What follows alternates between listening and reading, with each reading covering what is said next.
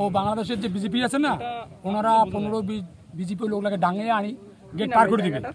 ওরা আমরা খেতে দিয়ে ঢুকছিলাম ওইদিকে কাজ করতে 8টায় ঢুকছি, দেখি ওইটা কি তারপরে আমাদেরকে বিএসএফ বাইর করে দিল, তখন বিএসএফ আটক করলো। আচ্ছা, ওরা ভারতে কেন ঢোকার চেষ্টা করে? বাংলাদেশের বিটিআর ঢুকে দিতেছে জোর করে। ওরা কি বাংলাদেশি লোক? আমরা এখন কি জানি, আমরা জানি বর্তমান বাংলাদেশি, ওনারা বলছে বাংলাদেশি নয়, এগুলো রাত্রিবেলা তোমার গেট দিয়ে পার করে দিয়েছেন, এই কথাই বলতেছে।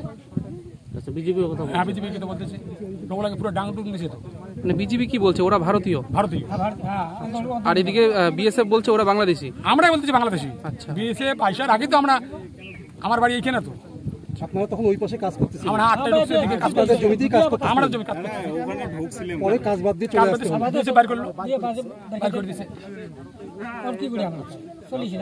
কতজনের দিকে আছে? ওদিকে আমরা দেখলাম 16 জন।